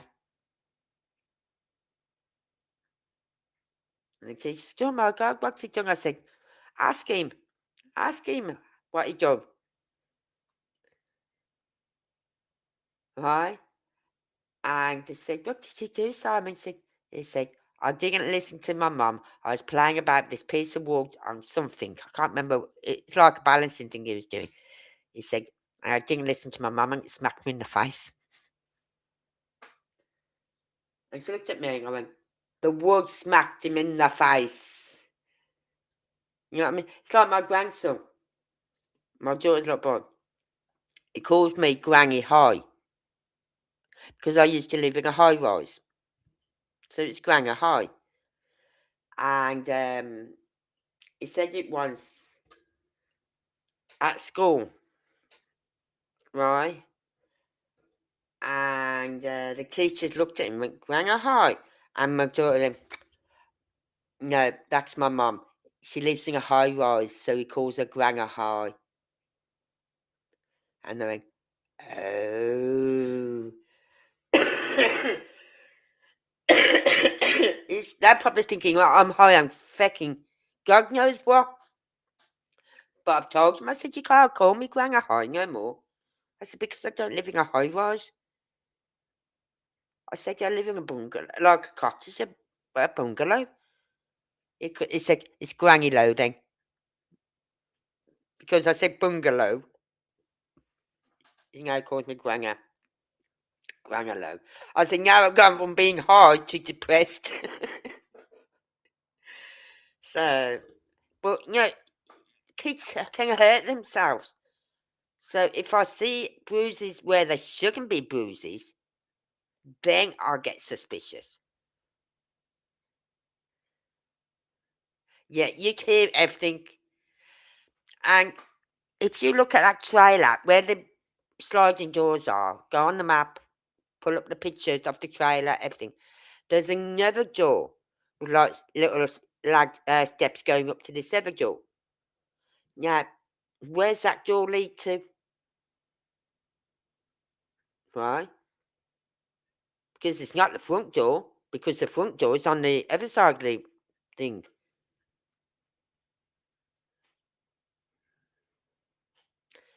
And your friend is right. You may not have the best home, right? It may not have all the fitted appliances and everything you need, but there's no need to live in a tip, right? I'm asking my son if he can come over tomorrow sometime when I get back from the shop, so we can move my old washing machine from the back end of my garden down by my gate here at the front, in the back garden still, but nearer the back gate. I said, because I want to tidy up my back garden area. I can't do it while that washing machine's there. Right? And he said, oh, I can give them over tonight if you want. I said, no, tomorrow will be. Right? But you would, in that trailer, you'd hear everything. So, for them to say they wouldn't hear them doors as well, them sliding doors, that was rickety. They was ready to fall off. You know what I mean? I don't know what was keeping them sliding doors up. Because they're that old and rickety.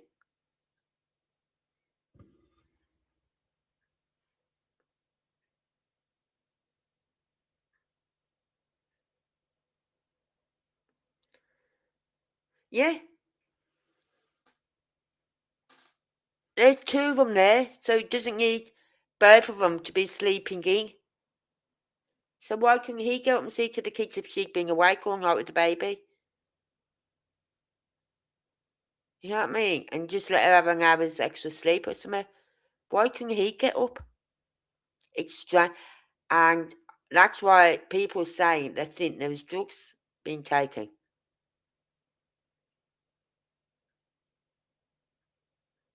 Because the fact that she was still asleep at 9:30, 10 o'clock in the morning.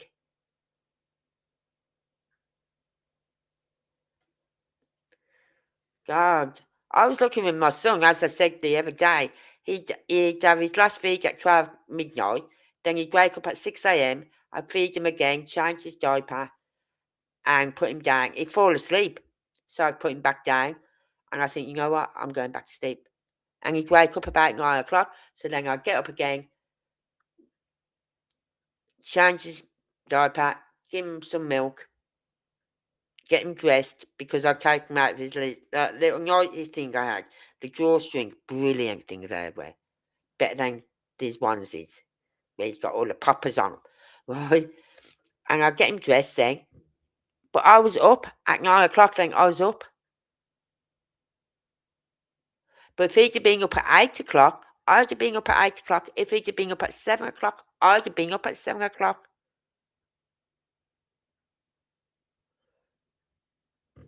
So there's no need for 2 of them to be sleeping in. No need.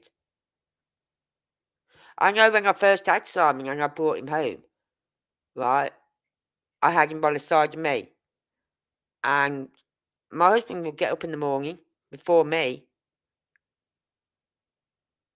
because he knew I'd been awake till midnight. I used to stay awake until midnight, because it was pointless falling asleep for an hour or so to be woken up to have to give him a feed. So I purposely kept myself awake till 12 o'clock, so I could give him his feed and change his diaper and settle him down again for like 1:45. Right? And then I'd go to sleep till 6, same routine again. By 7:15, he'd be back down again. So I was only getting like an extra hour and 15 minutes before he'd wake up again. Hold on, I've got to go and find my phone. Hold on. There's my phone here.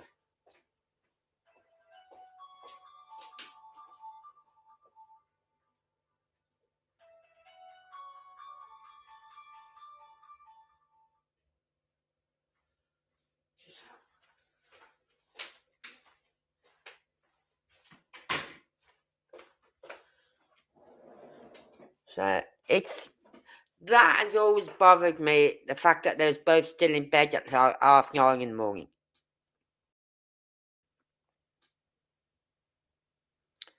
So 9:30, 10 o'clock. That's really bothered me. And then when you hear about his father and how nasty he is, and the fact that he only lives down the road from them, could they be on his property buried? Could something have happened Thursday night without Malaya knowing? Could something have happened during the morning when they first got up without Malaya knowing? And he's come out and seeing it, and you know what I mean?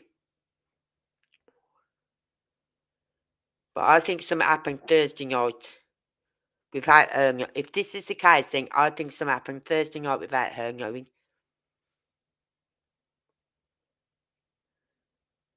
And then while she's sleeping, he's got him out the house down to his father's. But someone said there was a lot of cars on that property, pulled up on that property on the Thursday. That's why people said there was a party going on. Was there a party going on? And they said no. But there was a lot of people at your property on the Thursday. So I don't know what to make of this case, but I really do not believe they are alive. My gut feeling is telling me they're not alive. Right? They're not in the woods. And if they are buried. So, but I don't think they are alive. So anyway, I'm going to record. Hold on. Let me just get rid of. I'm going to put that. Was that it? Yeah, that's the one. Put that back up. So if you've got to the end, everyone, on the screen is the link to my second channel, which talks about everything, which we'll be looking into everything that we don't discuss on here. Right? Anything to do with the policing in the UK or even in the USA, anywhere. Anything to do with the justice system, the injustice of things, how people are treated. Anything to do with the governments and the prime minister, MPs and all that, like the senators and you name it. I will be talking and looking into all those sort of things on my other channel. I'll only be doing videos. I will not be going live on it.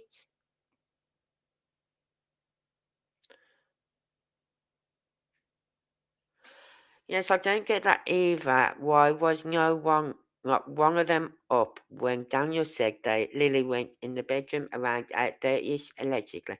Yeah.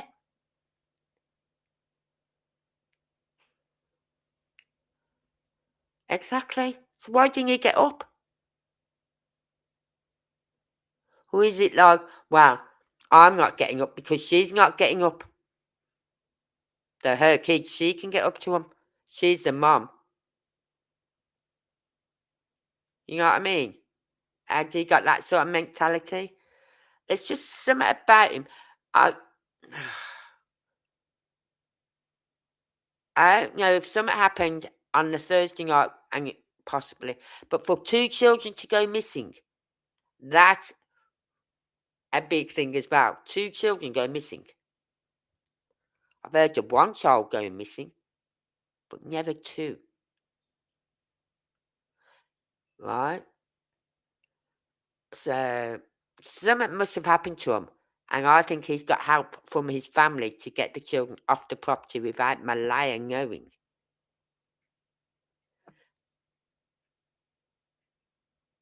So, that's all I can think of. But I really don't think they are alive. So, as I said, there's my link to my new channel. If you've got there, if you're watching on replay, please go over and subscribe. Doesn't cost you a thing. And if you haven't already subscribed to this channel, please go and subscribe to this channel as well. And I will see you all, what day are we on tomorrow? Wednesday. I will see you all tomorrow. Don't know what we're talking about yet. I really don't. So until then, stay safe everyone, and thank you all for being here. Good night.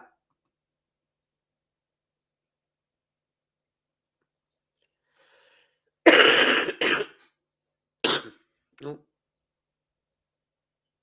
come on. It's not giving me the sound because it won't let my fucking arrow go. Come on. I don't ever slow up, no I don't take I got no love for the fakeness. If you wanna play tough and wanna hate this, I'll always show up and make a statement. Everything I do so instinctive and so passionate. Every word I move so descriptive like an adjective. I got a vendetta against people who patent it. Being negative when you should be getting after it. I got facts over tracks, this and that. Spitting slow, spitting fast. I could roast, I could gas. Think I'm okay at last, but I don't know if that can erase all the past. And the pettiness, a reflection of the emptiness. Hilarious, you think you're with my time, you're delirious. Mysterious, because you hide behind a fake exterior. Inferior, you know I'll always be a bit superior. Get off of me, this ain't no humble brag. I want you to hear words, you can say them back. I want you to feel free from the chains that last.